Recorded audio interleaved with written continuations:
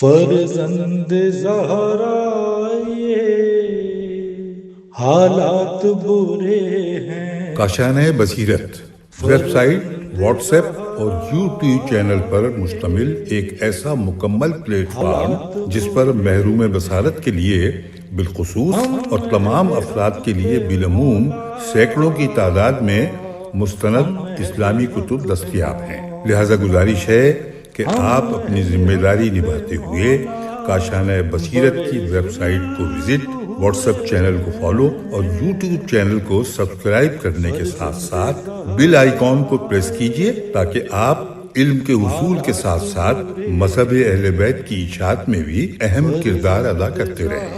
کاشانۂ بصیرت حالات برے ہیں۔ اعوذ باللہ من الشیطان الرجیم، بسم اللہ الرحمن الرحیم۔ کاشانۂ بصیرت کے بابصیرت سامعین، السلام علیکم ورحمۃ اللہ وبرکاتہ۔ میزان الحکمت جلد نمبر 5 کی ریڈنگ کا سلسلہ جاری و ساری ہے۔ میں آپ کی ریڈر زہرا علی آپ کی خدمت میں حاضر ہوں۔ صفحہ نمبر 21 پہ ہم پہنچ چکے ہیں اور اس سے پہلے فہرست مضامین آپ کے سامنے پیش کی جا چکی ہے۔ باقاعدہ اس کتاب کا میزان الحکمت جلد نمبر 5 کا آغاز ہو رہا ہے مقدمے سے۔ بسم اللہ الرحمن الرحیم، الحمد للہ رب العالمین، وصلی اللہ علی سیدنا محمد وآلہ الطیبین الطاہرین، ولعنت اللہ علی اعدائہم اجمعین الی یوم الدین۔ اپنی علمی زندگی ابتدا ہی سے، یعنی جب سے میں نے دینی علوم کے حصول کا ذکر آغاز کیا، اس بات کو بڑی شدت سے محسوس کیا کہ اعتقادی اور اخلاقی مسائل کا گہری نظر اور شوق و محبت سے مطالعہ کیا جائے۔ چنانچہ میں نے ایسا ہی کیا اور اس بارے میں کلام اللہ سے بڑھ کر کسی اور کلام کو نہ پایا، نہ ہی رسول اعظم صلی اللہ علیہ وآلہ وسلم اور ائمہ طاہرین صلوات اللہ علیہم اجمعین کے اقوال سے افضل کوئی قول دیکھا جو میرے شوق کی اس آگ کو ٹھنڈا کر سکے اور میری تشنگی کو سیرابی میں تبدیل کر سکے۔ لہٰذا میں نے اپنے حوزہ علمیہ کے اسباق کے دوران اپنے مطالعے کا بیشتر حصہ قرآن مجید اور کتب احادیث کے مطالعے کے لیے مخصوص کر دیا۔ اسی اثنا میں میری زیادہ تر توجہ دو نکات پر مرکوز رہی جنہیں بعد میں نے اپنی مباحث زمنی دروس اور تصنیفات و تالیفات کی بنیاد بنا دیا، اور وہ دو نکات یہ ہیں۔ نمبر 1، اسلامی کتب کے مطالعے اور تحقیق کے دوران میں نے یہ بات اچھی طرح سمجھ لی کہ تحقیق کائنات، معاد، فکری، سیاسی، اقتصادی اور اجتماعی امور سے متعلق گہرائی، گہرائی اور آسانی کے لحاظ سے بڑے علمی اور منطقی دلائل و براہین ان مذکورہ نصوص کے سینوں میں موجود ہیں۔ لہٰذا بڑے افسوس کے ساتھ میرے ذہن میں سوال پیدا ہوا کہ آخر کیا وجہ ہے کہ علماء، مصنفین اور مسلم مفکرین نے آج تک اس اہم اور قابل توجہ حقیقت کے بارے میں غور نہیں کیا۔ چنانچہ میں اکثر و بیشتر اپنے ان درسوں میں بھی گہری سوچ سے کام لینے لگا جو اعتقادی موضوعات پر ہوا کرتے تھے اور جن کی بنیاد احکام کے قواعد، قرآن مجید، نصوص اور اسلامی روایات پر ہوتی تھی، کیونکہ میں نے خود اپنے لیے اور اپنے سامعین کے لیے بھی اس ضرورت کو شدت سے محسوس کر لیا۔ اس قسم کے دروس نے جو میں حوزہ علمیہ قم میں اسلامی تفکرات کے دینی طالب علموں کے لیے دیا کرتا تھا، میرے لیے فرصت مہیا کی۔ چنانچہ 1353 ہجری سے 1360 ہجری شمسی کے درمیان عرصے میں مختلف مدارس اور دینی اجتماعات میں طلباء و طالبات کو جو ہفتہ وار درس میں دیا کرتا تھا، اس میں سے کچھ تو زیور طبع سے بھی آراستہ ہو چکے ہیں۔ اس کے باوجود مجھے نہ تو اس بات پر اصرار ہے اور نہ ہی میں یہ دعویٰ کر سکتا ہوں کہ میں اپنے مقررہ ہدف تک پہنچ چکا ہوں، یعنی قرآن و سنت سے حاصل کردہ دلائل کی روشنی میں افکار اسلامی کے بنیادی اصولوں کی تدوین کر چکا ہوں۔ البتہ اتنا ضرور عرض کروں گا کہ جو لوگ اس میدان میں قدم رکھنا چاہتے ہیں ان کے لیے ایک دروازہ ضرور کھول دیا ہے، اور امید رکھتا ہوں کہ علماء کرام اور مفکرین اسلام اس راہ پر ضرور قدم بڑھائیں گے۔ نمبر 2، دوسرا نقطہ یہ ہے کہ میرا ذہن فوراً اس بات کی طرف مائل ہوا کہ قرآن مجید اپنی بعض آیات کی تفاسیر کے بعض دیگر آیات سے کرتا ہے۔ بعض محققین کے لیے یہ بات ممکن ہے کہ وہ قرآنی نصوص کے ذریعے بعض آیات کی دوسری بعض آیات سے پوری تحقیق کے ساتھ تفسیر کر سکیں۔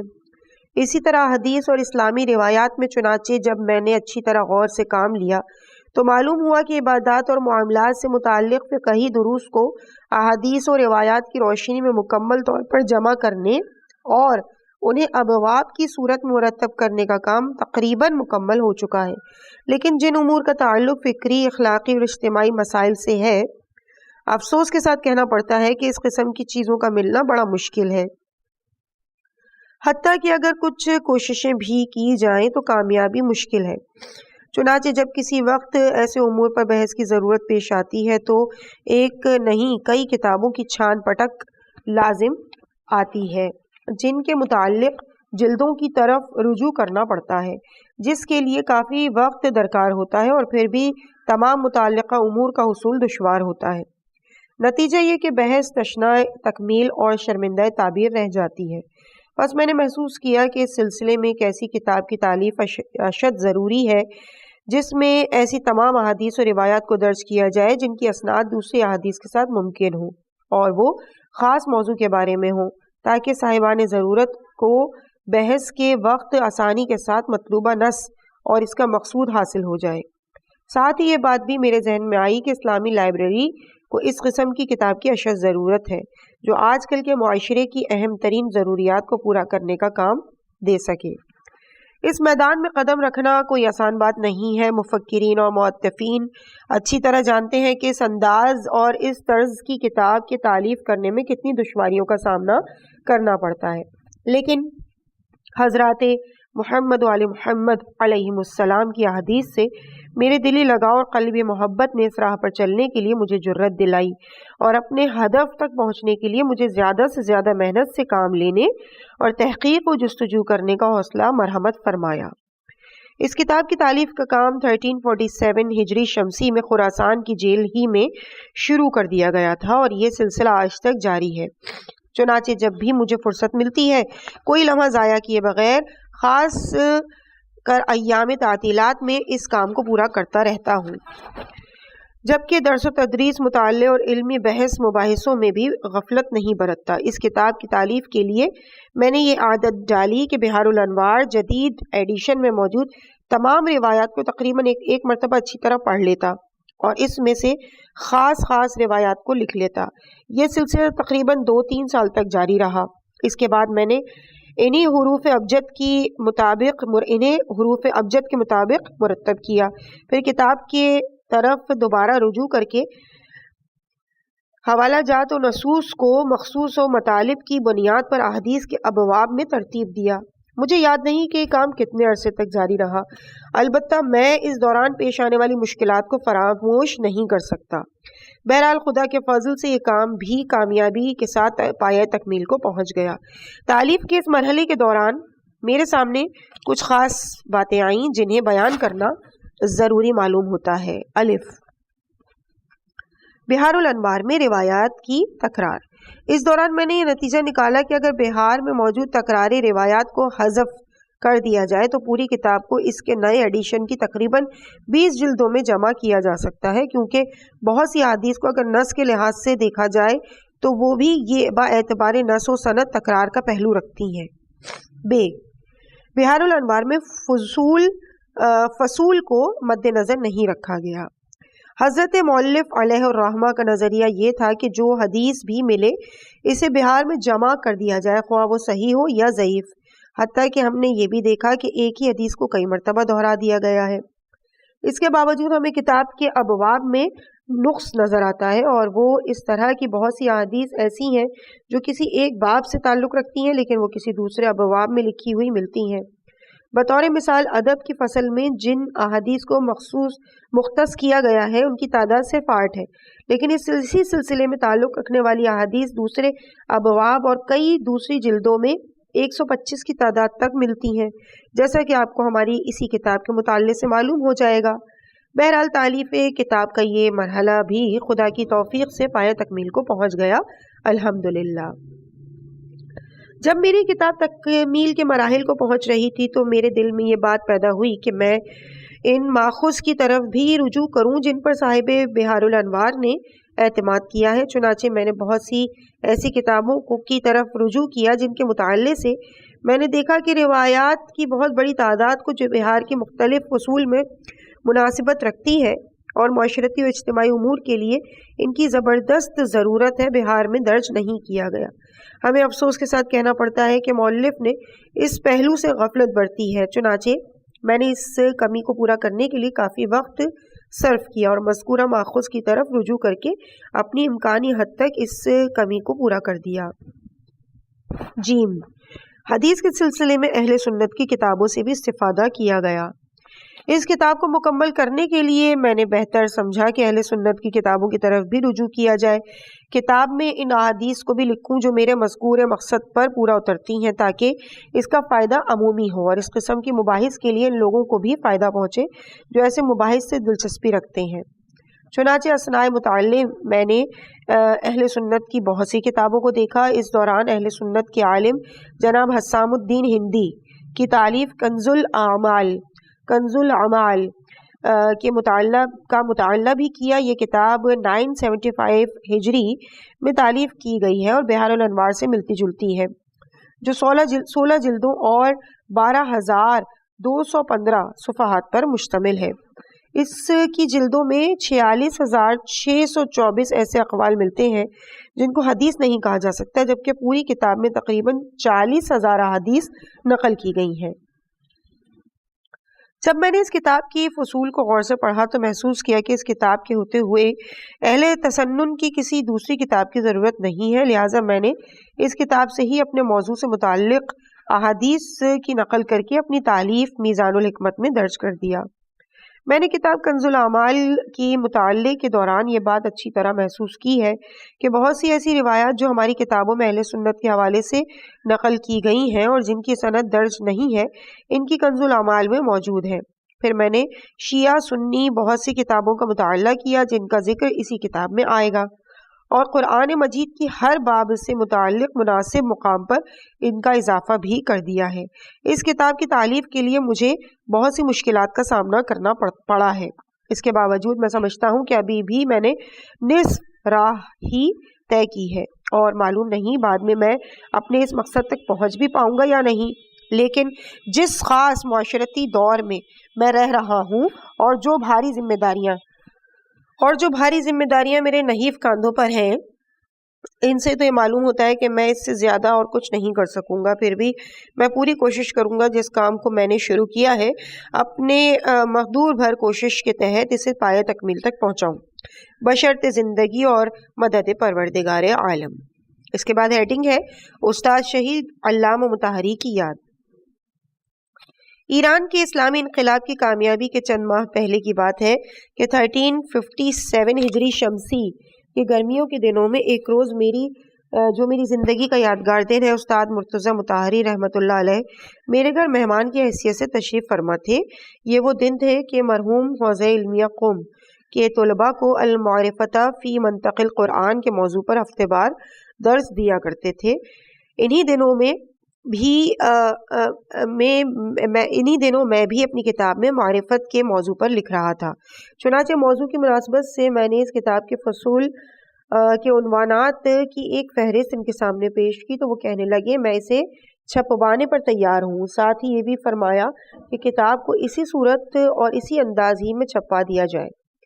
اس کے ساتھ ہی انہوں نے فرمایا کہ تالیف کے بارے میں علماء مغرب کا طریقہ کار یہ ہے کہ وہ کتاب کو بنیادی طور پر ایک معقول حد تک مفید پانے کے بعد فوراً شائع کر دیتے ہیں، بعد کی اشاعتوں میں اس میں ضروری اضافہ کرتے رہتے ہیں۔ استاد شہید مطہری رحمۃ اللہ علیہ اسی انداز طباعت کو پسند فرماتے تھے، تاہم میں نے بہتر جانا کہ فی الحال اس کی طباعت میں جلدی نہ کی جائے، بلکہ اس کی تالیف سے مکمل طور پر فارغ ہو جانے کے بعد ہی اسے زیور طبع سے آراستہ کیا جائے۔ لیکن یہ دور کہ جس میں میں زندگی بسر کر رہا ہوں کتاب کی جلد مکمل کرنے کا متقاضی ہے، کیونکہ ابواب کی ترتیب کے لحاظ سے اور حسب منشا مرتب کرنے کا کام جس طرح میں خود انجام دے سکتا ہوں کسی اور کے لیے بہت مشکل ہے۔ چنانچہ آخر میں نے یہی طے کیا کہ اپنی دوسری مصروفیات کے باوجود ایام تعطیلات اور فراغت کے اوقات سے فائدہ اٹھاتے ہوئے رات کو یہ کام انجام دیا کروں اور کتاب کو اپنے حسب منشا پائے تکمیل تک پہنچاؤں۔ الحمدللہ 14 سال کی محنت شاقہ کے بعد یہ کام مکمل ہو گیا ہے اور انشاءاللہ مناسب فرصت میں اس میں موجود خامیوں کی اصلاح بھی کر دوں گا۔ آخر میں ضروری سمجھتا ہوں کہ اپنی اہلیہ کا شکر بھی ادا کروں جنہوں نے یہ فکری کام مکمل کرنے کے لیے گھر میں میرے لیے مناسب ماحول فراہم کیا، اور اس سلسلے میں انہیں بھی کافی مشکلات اور دشواریوں کا سامنا کرنا پڑا۔ لہٰذا کتاب میزان الحکمت آپ کے سامنے ہے، جو ایثار سے شروع کی گئی ہے اور یقین پر ختم ہوئی ہے۔ 1/2/1362 ہجری شمسی مطابق رجب المرجب 1403 ہجری قمری۔ اس کے بعد صفحہ نمبر 27 پہ ہیڈنگ ہے کتاب میں پائے جانے والے رموز و اشارات۔ ہمارا طریقہ کار یہ ہوگا کہ کتاب میں حدیث کو نقل کیا جائے اور اس کے بعد قوسین کے ذریعے حروف کی ضرورت میں اس ہستی کا ذکر کیا جائے جس سے وہ حدیث نقل کی گئی ہو۔ ہیڈنگ ہے پہلا اشارہ۔ جس شخصیت سے حدیث نقل کی جائے گی اس کا اشارہ ذکر کرنے کے بعد اور اشارہ ذکر کیا جائے گا جو اس کتاب کی طرف رہنمائی کرے گا جس سے وہ حدیث نقل کی جائے گی۔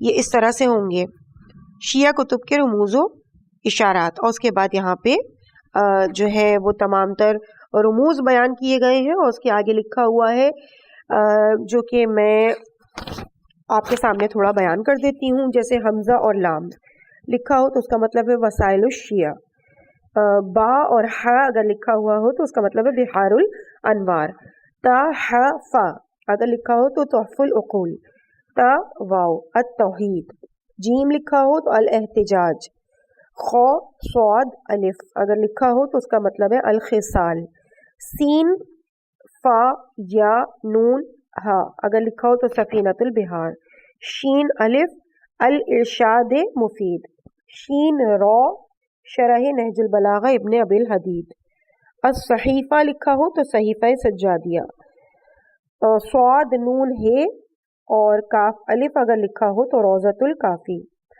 عین یا واو عیون اخبار الرضا، غین الف الغارات، غین رے غرر الحکم، فا سین تفسیر علی ابن ابراہیم، کاف الف کافی اصول و فروع، لام سین عین الف نہج السعادہ، لام غین یہ بے تے ہے، لغیبہ اگر ہو تو الغیبتہ، لام میم تو الف المطالب العالیہ، میم الف الامالی مفید، مستدرک الوسائل، میم شین کاف واو مشکات الانوار، میم عین الف یا مع اگر لکھا ہو تو معانی الاخبار، محجتہ لکھا ہو تو المحجت البیضاء یا بیضاء، میم کاف الف لکھا ہو مکارم الاخلاق، میم لام الف لکھا ہو الملاحم الفتن، نون با ہا لکھا ہو تو تنبیہ الخواطر، نہج لکھا ہو تو نہج البلاغہ، نون واو لکھا ہو تو تفسیر نور الثقلین۔ اچھا، نہج البلاغہ سے ریلیٹڈ حاشیے میں لکھا ہوا ہے کہ نہج را سے مراد نہج البلاغہ رسائل یعنی خطوط کا حصہ ہے، نہج ہا سے مراد نہج البلاغہ حصہ حکمت، نہج خا سے مراد نہج البلاغہ حصہ خطبات، اور بعض اوقات کتاب حکم اور خطبہ کے الفاظ بھی لکھے جائیں گے۔ اس کے بعد ہیڈنگ آ جاتی ہے اہل سنت کی کتابوں کے ارشادات۔ اگر لکھا ہو با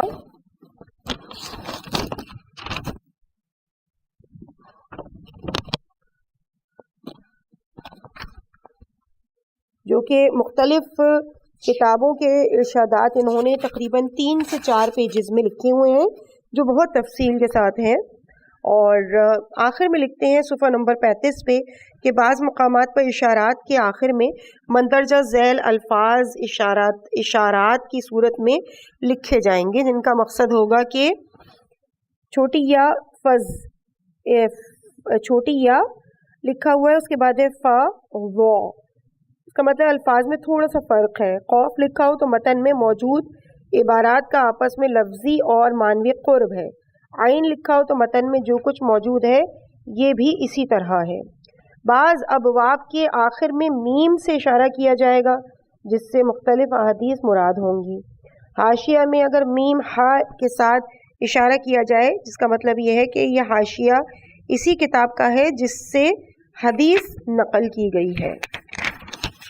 اب ہم باقاعدہ کتاب کا آغاز کرتے ہیں احادیث کا، اور صفحہ نمبر 37 پہ ہیڈنگ ہے فقط حرف شین، یعنی فقط لکھا ہوا ہے حرف شین. اور اس کے بعد پیج نمبر 39 سے آغاز ہوتا ہے فصل نمبر 1 یعنی حرف شین کی. پہلی فصل ہے شباب. شباب یعنی جوانی.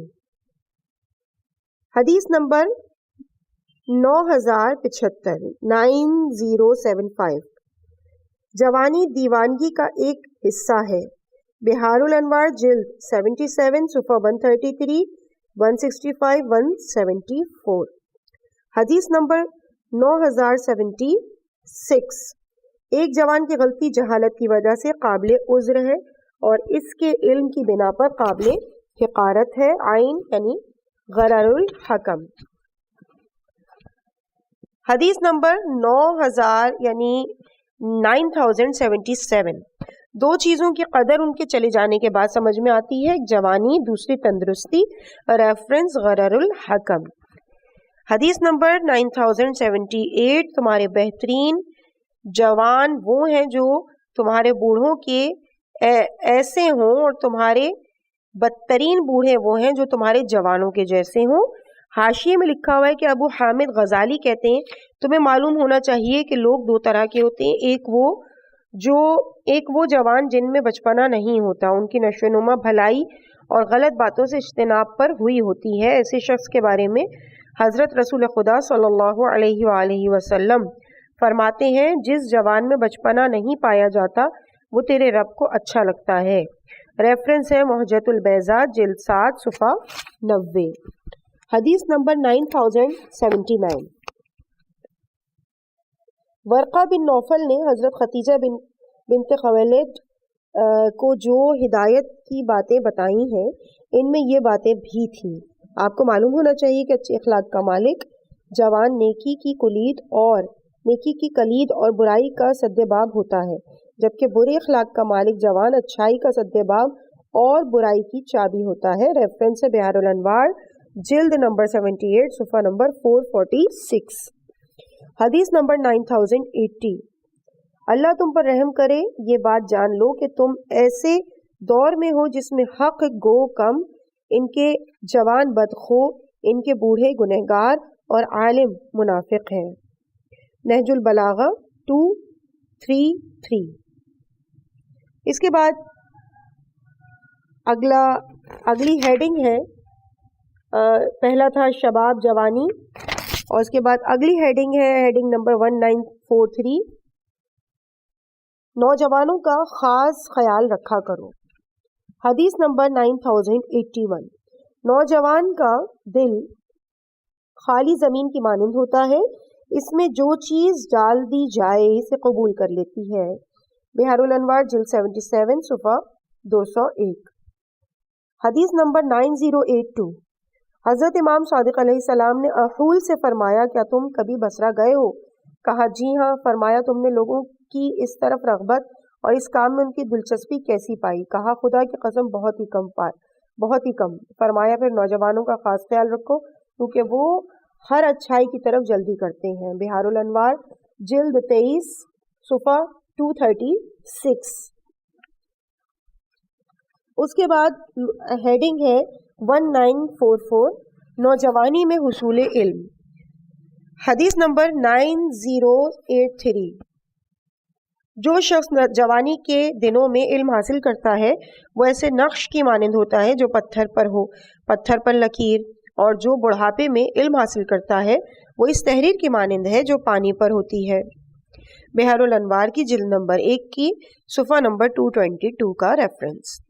اگلی حدیث ہے 9084، بچپن میں علم کا حصول پتھر پر لکیر کی مانند ہوتا ہے۔ بحار الانوار جلد نمبر 1 کا صفحہ نمبر 224۔ اگلی حدیث 9085، جو شخص بچپن میں علم حاصل نہ کر سکے لیکن بڑا ہو کر اسے حاصل کر لے اور مر جائے تو وہ شہید مرتا ہے۔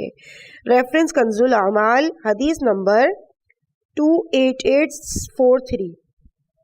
اگلی حدیث ہے 9086، حضرت ایوب علیہ السلام نے فرمایا اللہ تعالیٰ حکمت کا پودا چھوٹے اور بڑے کے دل میں لگا دیتا ہے، پس جب اللہ تعالیٰ کسی بندے کو بچپن میں حکمت عطا کر دیتا ہے تو اس کی نوجوانی حکماء کے نزدیک اس کی قدر و منزلت کو نہیں گراتی اور وہ اس میں اللہ کے نور اور اس کی عطا کردہ بزرگی کا مشاہدہ کرتے ہیں۔ ریفرنس ہے تنبیہ الخواطر صفحہ نمبر 31۔ قول مؤلف ہے کہ امثال باب اس شخص کی مثال جو بچپن میں علم حاصل کرتا ہے۔ اس کے بعد اگلی ہیڈنگ ہے 1945، جو جوان علم فقہ حاصل نہیں کرتا۔ اس میں حدیث ہے 9087، اگر میں شیعہ جوانوں میں سے کسی جوان کو دیکھوں کہ وہ علم فقہ حاصل نہیں کر رہا تو میں اسے تلوار کے ساتھ ماروں۔ بحار الانوار کی جلد نمبر 78 صفحہ نمبر 346۔ اگلی حدیث 9088، اگر شیعہ جوانوں میں سے کوئی جوان میرے پاس لایا جائے جو علم فقہ حاصل نہیں کرتا تو میں اسے تنبیہ کروں۔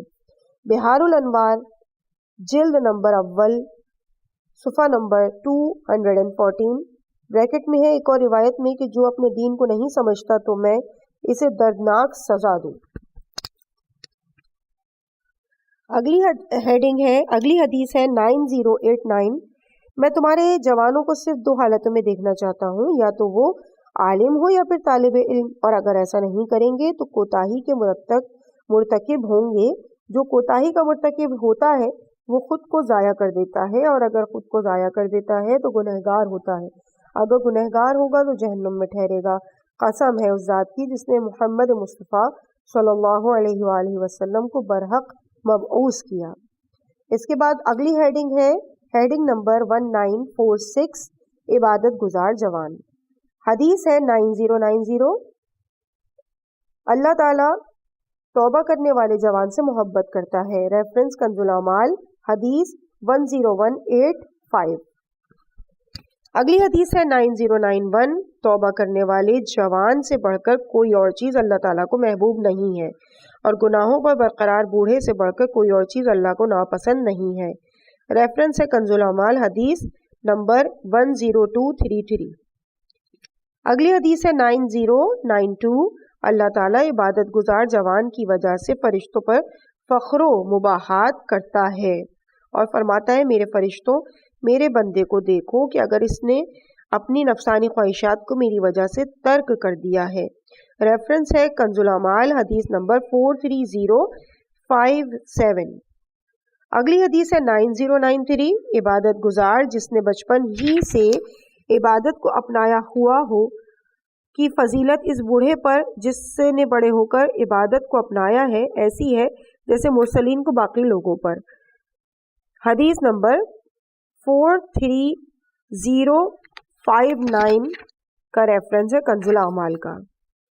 اس کے بعد اگلی حدیث ہے 9094، 7 قسم کے لوگ اللہ تعالیٰ کے عرش کے سائے میں ہوں گے جس دن اس سائے کے علاوہ کوئی اور سایہ نہیں ہوگا۔ امام عادل، وہ جوان جو عبادت الہی میں مگن رہتا ہے۔ بحار الانوار جلد نمبر 84 کے صفحہ نمبر 2 کی جلد نمبر 2 کا ریفرنس اور جلد نمبر 96 کے صفحہ نمبر 96 کا ریفرنس۔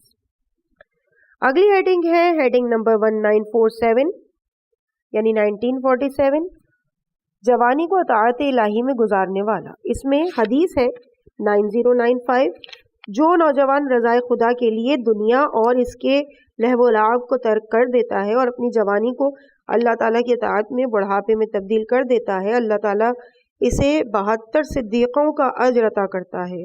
ریفرنس بہار الانوار جلد 77 صفحہ 84، کنز الاعمال حدیث نمبر 43105 اور حدیث نمبر 43106۔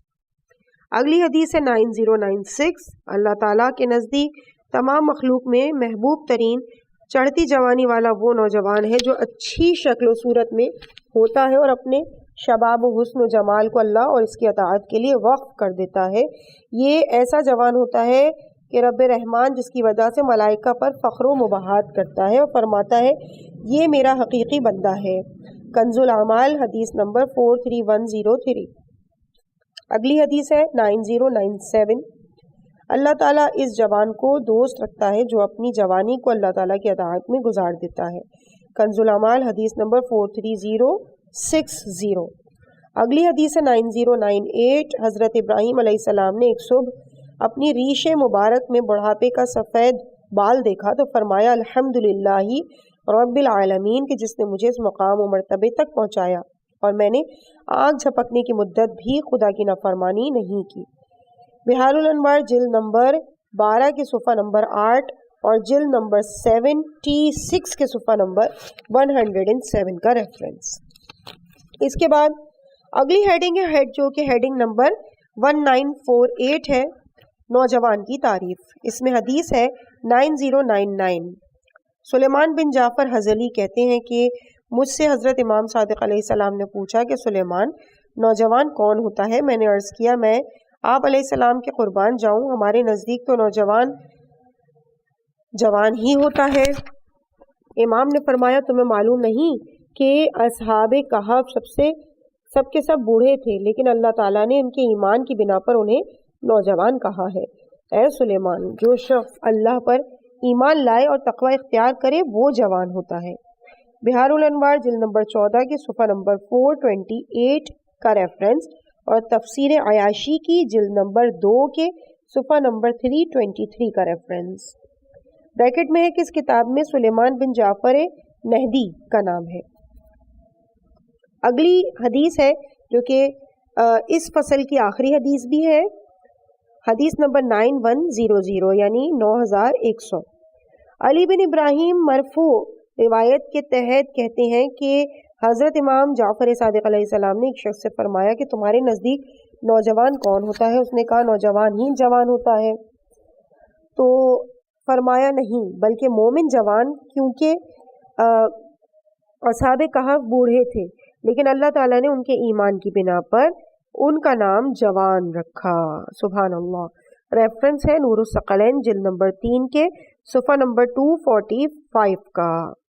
پروردگار عالم سے دعا ہے کہ ہم سب کو گناہ کبیرہ و صغیرہ سے محفوظ رکھے، ہمیں باتقویٰ بنائے اور ہم ویسے جوان بن سکیں جو حقیقتاً پروردگار عالم کی نگاہ میں حقیقی طور پہ جوان ہو۔